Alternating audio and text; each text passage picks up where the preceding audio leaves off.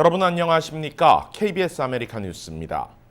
추가 경기 부양안이 이르면 이번 주 타결될 수 있다는 예측이 나오고 있습니다. 민주당이 한 발짝 더 물러서 예산을 낮추면 공화당이 이를 수락하는 모양새가 될 것으로 보입니다. 이유수 기자입니다. 1조 달러의 예산이 합당하다는 공화당, 적어도 3조 달러의 예산이 필요하다는 민주당. 당초 양측의 절반선인 2조 달러의 합의가 이뤄질 것으로 보였지만 협상은 지연됐고 결국 휴회에 돌입했습니다.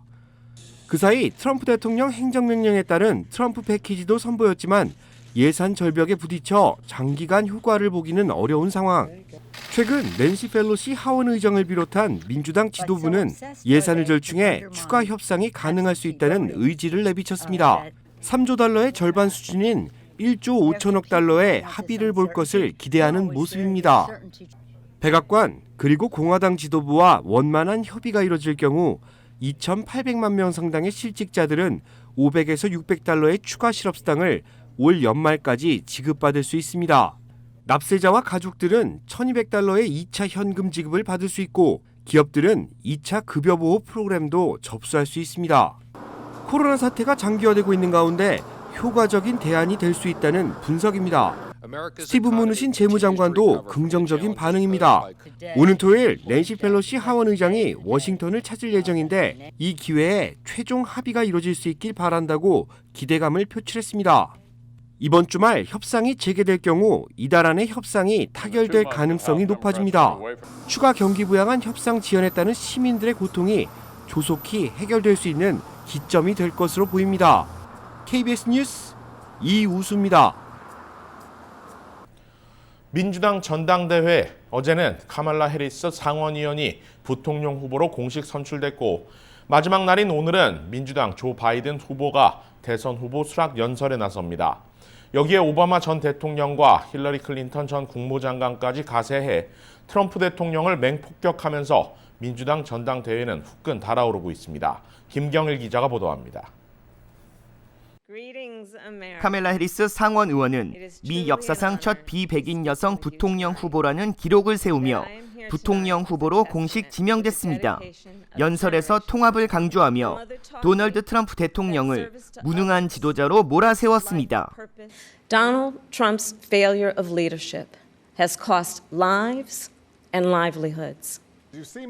침묵을 깬 버락 오바마 전 대통령은 기대마저 사라졌다며 포문을 열었습니다. 그리고 트럼프 대통령은 대통령직을 대중의 인기를 끌던 리얼리 쇼로 취급하고 있다고 발언했습니다. Donald Trump hasn't grown into the job because he can't. And the consequences of that failure are severe.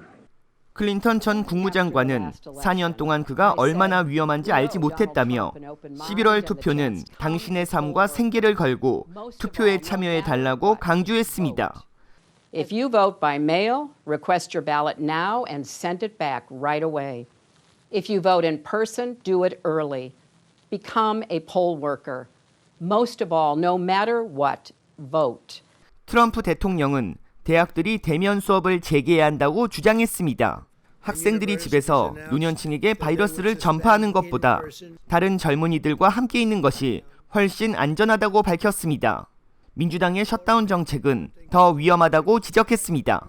Democrat run, still shut down, and the numbers there aren't even good, but causing tremendous depression, suicide, drugs, alcohol, abuse. A lot of problems are being caused. Probably far more. 한편 뉴욕 검찰은 트럼프 대통령이 거부한 납세 자료를 제출하라고 밝혔습니다. 트럼프 대통령 변호인단은 이에 즉각 항소했습니다. 의회는 2016년 트럼프 캠프가 연방선거 자금을 위반했다는 의혹을 제기해 납세 자료 제출을 요구했습니다. KBS 뉴스 김경일입니다. 코로나 바이러스 여파로 문을 닫았던 공공시설들이 조금씩 운영을 재개하고 있습니다. LA 한인타운 피오피코 도서관을 비롯한 20여 개 시립 도서관들도 그중 하나인데요. 온라인을 통한 도서 대출 픽업 서비스를 제공하고 있습니다. 이채은 기자가 취재했습니다. 팬데믹 기간 폐쇄됐던 LA 시립도서관의 일부 지점들이 지난 7월부터 부분 운영을 재개하며 도서 대출 픽업 서비스를 제공하고 있습니다. LA 한인타운에 위치한 피오피코 지점을 포함해 LA 지역 20개 지점에서 해당 서비스를 이용할 수 있습니다. 온라인으로 도서와 자료를 예약하고 원하는 날짜와 지점에서 요청한 자료를 전달받을 수 있습니다. 해당 서비스는 LA 시립도서관 웹사이트를 통해 신청이 가능합니다. 웹사이트의 온라인 카탈로그 페이지에서 책 제목과 저자를 한국어로 검색할 수 있습니다. 안내가 필요할 경우 한인 사서나 직원에게 이메일 또는 전화로 상담을 받을 수 있습니다. 그러니까 영어로 이런 걸 질문하시기가 어렵다 그러면 그냥 I need help in Korean 이런 식으로만 하시면 이 질문이 도서관 저희 시스템에서 일하는 한국 직원들한테로 포워드가 와서 예약이 완료되면 지정해 놓은 시간과 장소에서 자료를 전달받을 수 있습니다. 방문 시간은 주중 오전 10시부터 오후 4시 30분 사이에 가능합니다. 이 픽업을 하러 오시는 모든 페이트런들은 꼭 마스크를 착용을 하셔서 그 다음에 오셔서 이걸 픽업을 하셔야 되고 저희 직원들도 다 마스크 쓰고 반납된 도서들도 4일 동안 소독과 격리 조치 후 다음 회원에게 대출됩니다. LA 시립도서관은 현재 도서 대출 픽업 서비스를 포함한 다양한 프로그램을 진행 중입니다. 소셜미디어를 통해 어린이들을 위한 스토리텔링, 종이접기 수업, 그리고 창업 세미나 등이 개최되고 있습니다. KBS 뉴스 이채은입니다. 법원 결정에 반발해 캘리포니아 영업 중단 결정으로 맞서왔던 양대 차량 공유업체 우버와 리프트가 일단 시간을 벌었습니다.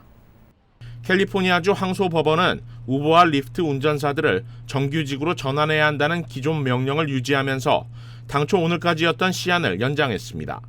시한은 8월 25일까지로 이때까지 우버와 리프트는 정규직 고용 전환 서약서를 제출해야 합니다. 법원이 시한을 연장하면서 일단 당장 영업 중단 위기는 한숨을 돌렸습니다. 당초 리프트는 오늘 자정을 기해 우버 역시 내일 자정을 기해 캘리포니아 내 모든 영업을 중단할 예정이었습니다. 오늘 결정으로 캘리포니아 주정부와 우버 그리고 리프트가 극적으로 합의를 볼 수도 있다는 전망이 나오면서 우버와 리프트 주가는 오늘 각각 6%씩 올랐습니다. 한편 협상이 원만치 않아 결국 우버와 리프트가 캘리포니아 내 영업을 중단하는 일이 벌어질 경우에 대한 전망도 쏟아지고 있습니다. 기존 옐로우캡 택시 등이 더 이상 우버 리프트를 대체할 수 없는 가운데 캘리포니아에 교통마비가 올 것이라는 우려도 있지만 한편으론 새로운 스타트업 비즈니스들이 우버 리프트를 대체할 것이라는 전망도 나옵니다. 실제 텍사스에 본사를 둔 차량 호출업체 알토 등이 캘리포니아 진출을 준비하는 것으로 알려지고 있습니다. 그러나 어떤 식의 결론이 내려지더라도 전반적으로 소비자들에게 부과되는 가격 인상은 피할 수 없을 것으로 보입니다. 코로나19로 어려워진 한인 경제 활성화를 모색하기 위한 타운홀 미팅이 열렸습니다. LA 한인 상공회의소 주최로 열린 이날 미팅은 줌 화상회의 방식으로 진행됐습니다.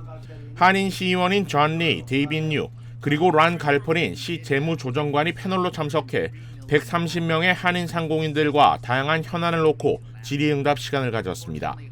LA 시의회는 현재 임시 허용하고 있는 야외 영업을 영구화시키는 법안과 각종 세금 감면 또는 납부 지연에 따른 페널티 감면 등 코로나19 이후 올라온 여러 경제 활성화 법안에 대한 의회 심의를 진행 중입니다. 이날 미팅에서는 관련 법안들의 진행 상황에 대한 경과를 설명하고 이에 대한 의견 수렴도 이뤄졌습니다. LA 한인회가 코로나19 확산 이후 중단했던 일반 민원 서비스를 재개합니다. 한인회는 코로나19 사태가 6개월에 접어들며 소독과 마스크 착용, 열 화상 카메라 도입 등 예방 조치들이 일상으로 접어든 시점인 만큼 오늘부터 일반 민원 서비스를 재개한다고 밝혔습니다. 그동안 한인회는 코로나 사태 속 경제적 어려움을 겪는 한인들을 위한 정부 지원 서비스 외에는 소셜 시큐리티, 메디켈, 노인 저소득층 아파트 등 일반 민원 서비스는 전면 중단해 왔습니다. LA 한인회의 일반 민원 서비스는 매주 월요일부터 금요일 오전 9시부터 오후 3시까지입니다. KBS 아메리칸 뉴스 마칩니다. 고맙습니다.